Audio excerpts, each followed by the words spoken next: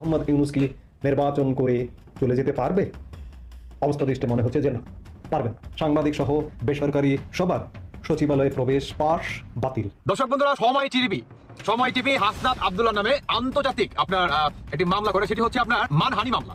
বাংলাদেশ সেনাবাহিনী নিয়ে এমন ধরনের তথ্য দেয়, তাহলে বুঝতে হবে যে বিষয়টা কোন জায়গায় যাচ্ছে। বাংলাদেশ সেনাবাহিনী নিয়ে যে তথ্যটা আসছে, এই তথ্যটা নিয়ে অলরেডি সেনাপ্রধান জেনারেল ওয়াকারুজ্জামান সম্প্রতি বাহিনীকে প্রশিক্ষণ দিতেই পাক সেনা অফিসারদের বাংলাদেশে আমন্ত্রণ জানিয়েছেন তিনি, এবং পাকিস্তান থেকে বিপুল পরিমাণ অস্ত্র আসছে, বিপুল পরিমাণ গোলাবারুদ আসছে। বগুড়ায় মধ্যরাতে আবু সাইদ নামে বৈষম্য বিরোধী আন্দোলনের এক নেতাকে কুপিয়ে হত্যা করেছে দুর্বৃত্তরা। শুক্রবার দিবাগত রাতে শহরের নিশিন্দারা পশ্চিমপাড়া এলাকায় এই হত্যাকাণ্ড হয়। অন্তর্বর্তী সরকারের আনুষ্ঠানিক অনুরোধ সত্ত্বেও আওয়ামী লীগের সভাপতি ও সাবেক প্রধানমন্ত্রী শেখ হাসিনাকে ফেরত দেবে না ভারত। এই ঘটনার সম্পর্কে অবগত সূত্রের বরাত দিয়ে এই তথ্য জানিয়েছে ভারতীয় গণমাধ্যম ইকোনমিক টাইমস। আসসালামু আলাইকুম সম্মানিত দর্শক, ভিডিওটি অত্যন্ত গুরুত্বপূর্ণ, আপনারা ভিডিওটি সম্পূর্ণ দেখবেন। দর্শক শ্রোতা, সেনাপ্রধান জেনারেল ওয়াকারুজ্জামান এবার কঠিন একটা সিদ্ধান্ত নিয়েছেন, যেই সিদ্ধান্তর কারণে শেখ হাসিনার কপাল খুলে গিয়েছে বলতে পারেন। শেখ হাসিনার দেশে আসতে আর বাধা নেই। দর্শক, সেনাপ্রধান জেনারেল ওয়াকারুজ্জামান কি এমন সিদ্ধান্ত নিল, আপনারা শুনলেই রীতিমতো অবাক হয়ে যাবেন। তো বেশি দেরি না করে আমরা মূল ভিডিওতে চলে যাই। আপনারা মনোযোগ সহকারে ভিডিওটি সম্পূর্ণ এক এক করে দেখতে থাকুন। সময় টিভি হাসনাত আব্দুল্লাহ নামে আন্তর্জাতিক আপনার একটি মামলা করে, সেটি হচ্ছে আপনার মানহানি মামলা। বুঝতে পারছেন? মানহানি মামলা। সেই মামলাটা কেন করে আসুন সবার আগে হাসনাত আব্দুল্লাহ একটা স্ট্যাটাস দেখি। দেখেন, আসলে স্ট্যাটাসটা অনেক বড়।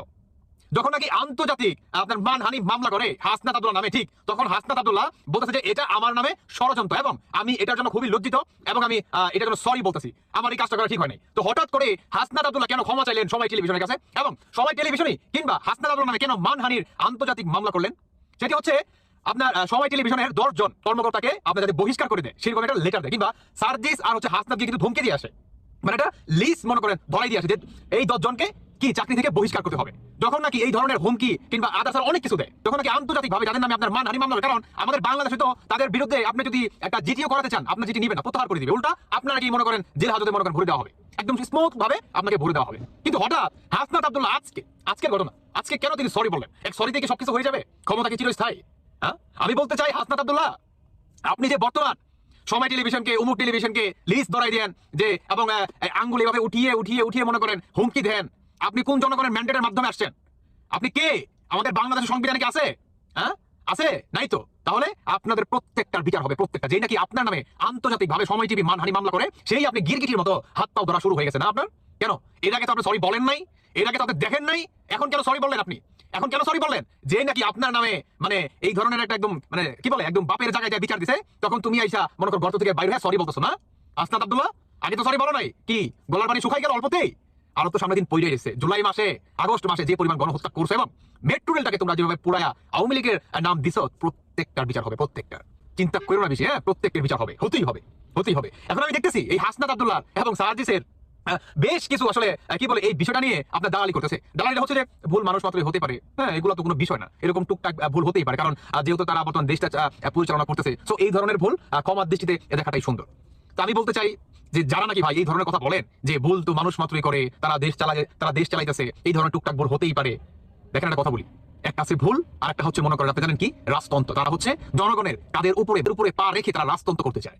আপনি এই ভুল একটা হলে ক্ষমার দৃষ্টিতে দেখা যায়, ওকে মেনে নিলাম, কিন্তু বাংলাদেশের আনাচে কানাচে প্রতিটা সেক্টরে বর্তমান এটা মনে করেন ঠিক একই ঘটনা ঘটে গেছে। এটাকে আপনি ভুল কখনোই বলতে পারেন না, এটাকে আপনি ভুল বলে কখনোই এই দায়ভারকে আপনি অস্বীকার করতে পারেন না। বুঝতে পারতেছেন? যারা নাকি এই ধরনের দালালি করতেছে তাদেরকে বলতেছি, এটা ভুল ভেবে কখনোই এই দায়ভার আপনার এড়াতে পারেন না, অবশ্যই পারেন না। এই হাসনাত আব্দুল্লাহ প্রত্যেকের বিচার হবে, দেখে নিন। যেই নাকি আন্তর্জাতিক আপনার মানহানি মামলা করে, সেই মনে করেন হাসনাত আব্দুল্লাহ স্ট্যাটাস দেয় যে এটা একটা ষড়যন্ত্র ছিল, আমি আরেকজনের কান দিয়ে আমি এই ষড়যন্ত্রতে পা দিছি, এখন আমি সরি বলতেছি। এক সরিতে সবকিছু সমাধান হয়ে যাবে হাসনাত?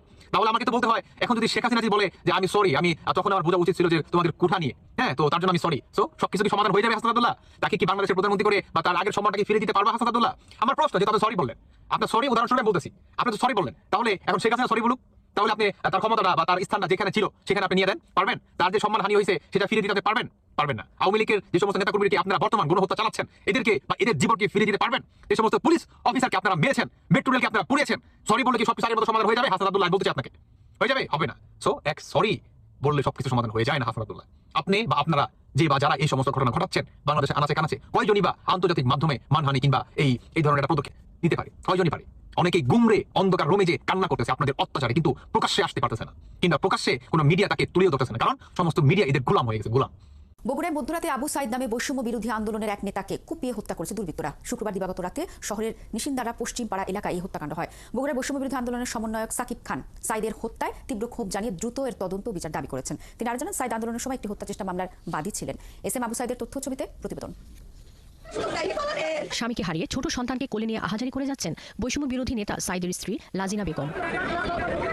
পরিবারের সদস্যরা জানায়, শুক্রবার রাত 12টার পর কে বা কারা তাকে মুঠোফোনে বাড়ি থেকে ডেকে বের করে নেন। দীর্ঘ সময় পরেও বাড়ি না ফিরলে পরিবারের সদস্যরা খোঁজ করতে বের হন। এ সময় বাড়ির সামনের সড়কে তাকে রক্তাক্ত অবস্থায় পড়ে থাকতে দেখে উদ্ধার করে বগুড়া শহীদ জিয়াউর রহমান মেডিকেল কলেজ হাসপাতালে নিয়ে যান। সেখানে চিকিৎসক তাকে মৃত ঘোষণা করেন। কাছে কেউ নিয়ে গেছে, নাতে তো নিয়ে যাওয়া সম্ভব নয়, কেউ হয়তো নিয়ে গেছে, তারপরে এই ঘটনাটা ঘটে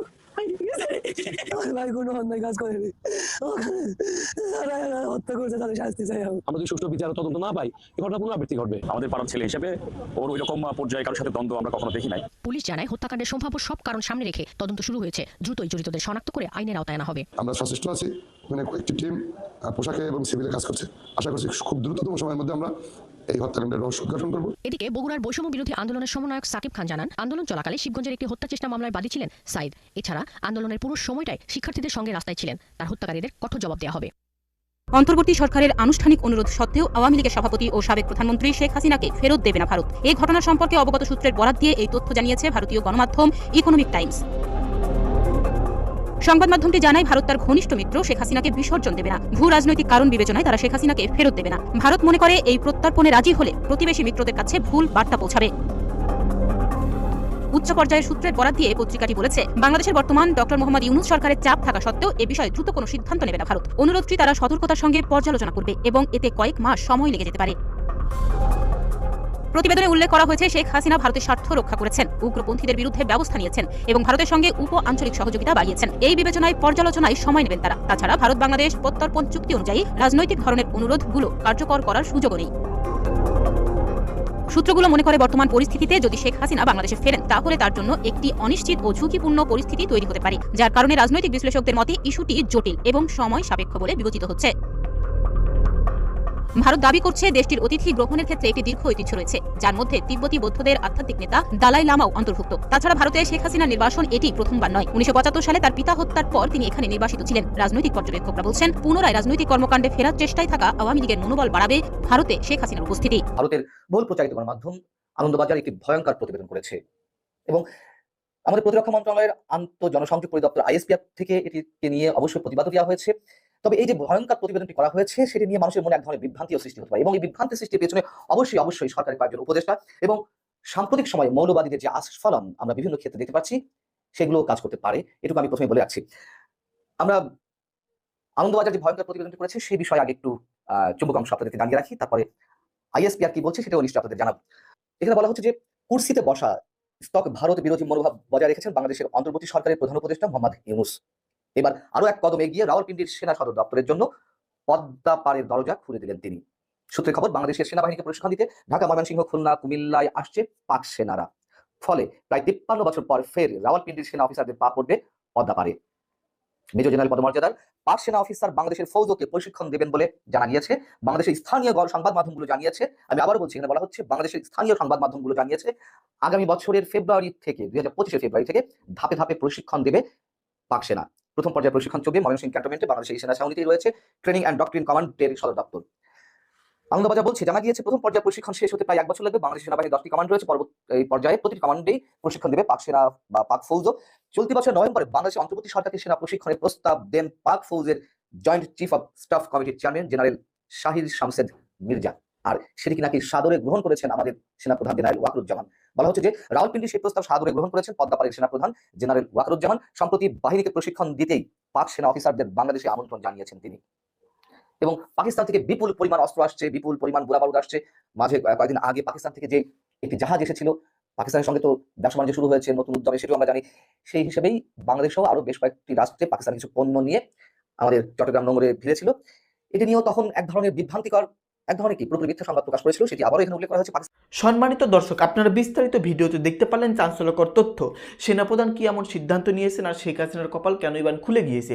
যাই হোক দর্শক শ্রোতা, এ সম্পর্কে আমি নতুন করে কিছুই বলতে চাচ্ছি না। আপনাদের মূল্যবান মতামত ভিডিওর কমেন্ট বক্সে অবশ্যই জানিয়ে দিবেন। ভিডিওটি শেষ করার আগে ছোট্ট একটি রিকোয়েস্ট, আপনারা যারা চ্যানেলের নতুন দর্শক আছেন তারা অবশ্যই চ্যানেলটাকে সাবস্ক্রাইব করবেন, আর যারা ইতিমধ্যে চ্যানেলটাকে সাবস্ক্রাইব করে নিয়মিত ভিডিও দেখেন আপনাদের সবাইকে অসংখ্য ধন্যবাদ।